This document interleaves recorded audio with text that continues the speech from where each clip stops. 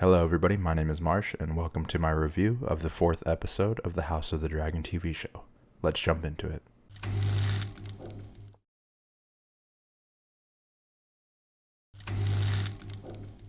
So, House of the Dragon, episode 4. This is going to be a spoiler-filled review. If you haven't seen the episode yet, go ahead and go watch it and then come back if you want, and we can go over it. I'm just going to go over some pros, some cons, and what I thought about the episode overall. So, getting into the pros and cons of the episode, one of the pros I had was the analogy that was used by Rhaenyra when she was originally talking about her duty as a wife. When she was talking to Daemon, she mentioned how when she becomes a wife, she's going to lose her sense of duty and it's a death sentence. And she wants to live in a life of solitariness, essentially, because once she's married, she's dead in her mind. And they had that reflection to where when she was going through the streets with Daemon and living her life and going to the pleasure house, it showed the duality of that with what she mentioned of the life sentence with Alicent, who was hating her life essentially when she was being bedded by the king again. And it was because it's her duty and she has to be bedded by the king, and he calls for it. And that's basically the life she doesn't want, is what she was saying through the whole episode. Now, I think she did some subterfuge and some things that led her to sabotage herself in a way to get a life that she doesn't want. But ultimately, because of her foolishness or naivety, she has to now go through a life of duty, or say that she is, depending on what actually happens in the show. So, for example, the whole thing with Daemon and the pleasure house and how he brought her there, I'm trying to figure out still if that was a plot by Daemon or something else. I know it at least is somewhat a plot by Daemon because he wants to wed Rhaenyra to become the heir. Since he can't be heir, she can, but he can be king by marrying her, essentially. So I think that is what his idea was overall for it, with some really bad execution, and then when he actually got to it, he couldn't go through with it. I don't think he actually loves her or has feelings for her. Meanwhile, she has like a little crush on him, essentially, and he was using her and playing her. Obviously, the one that he actually loves is the one that he talked to. I forgot her name, but the woman that woke him up after he was hungover, and that was also at Dragonstone with him. So basically, he was trying to become heir that way through her, versus Otto has also been spying on her the whole time to get a chance to make his grandson heir, the son that the king had with Alicent. And I think she knew what she was doing was wrong, but she kind of wanted to sabotage herself as a prospect for people to wed, because she doesn't want to be wed, as we've seen in the episode. Because obviously she's been going on a tour and denying every single suitor that comes up to her, essentially. And we got to see that funny part with the kid who there's already memes about, that's going through the internet already, about trying to wed him from the Blackwood, I think it was. And then he killed a Baratheon, actually, so that was interesting. That's one of my pros, is the duality of the life she doesn't want versus the life she is trying to live, and how she's self-sabotaging herself to get there.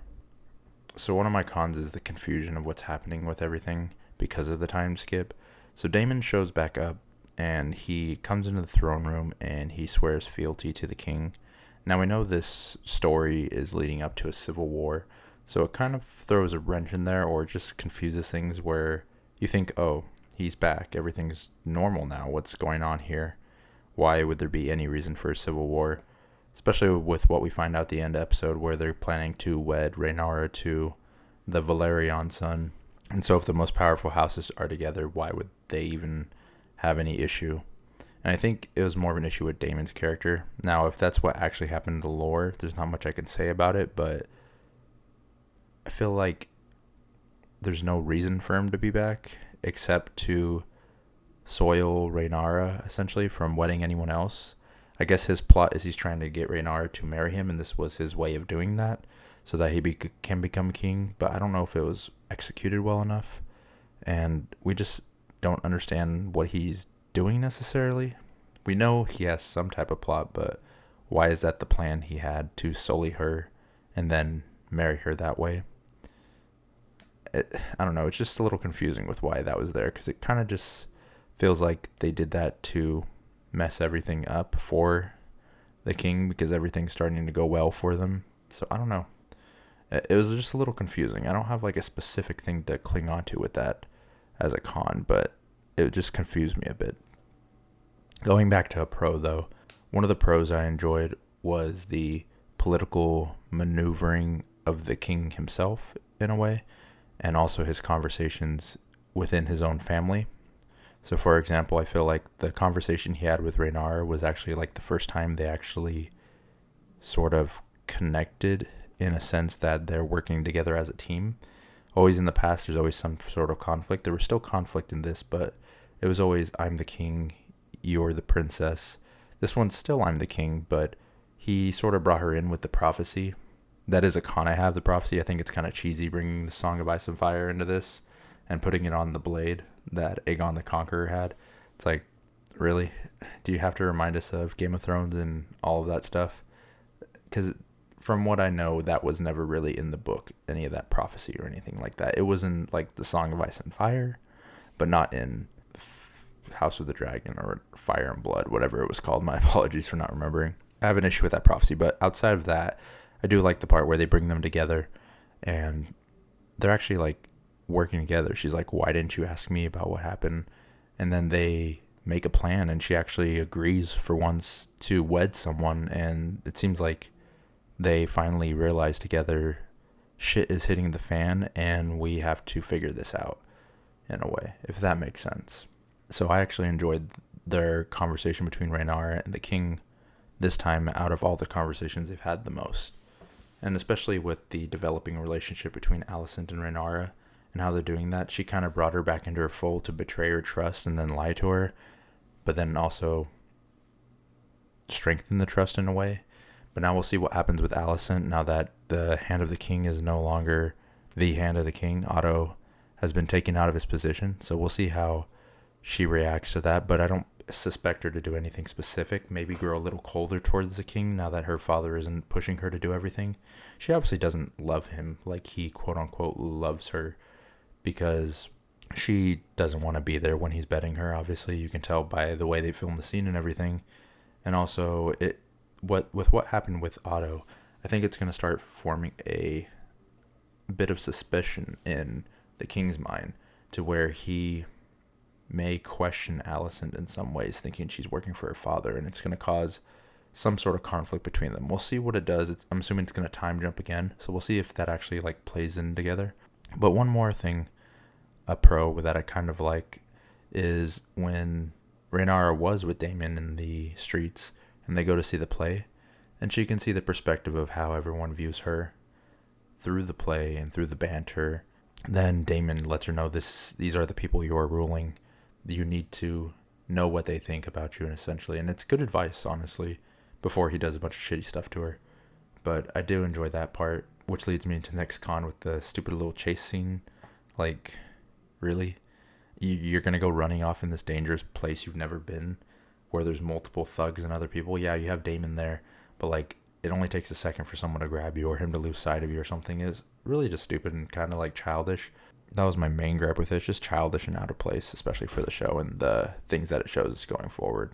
And then the next thing I wanted to mention as well was her actually hooking up with Sir Criston.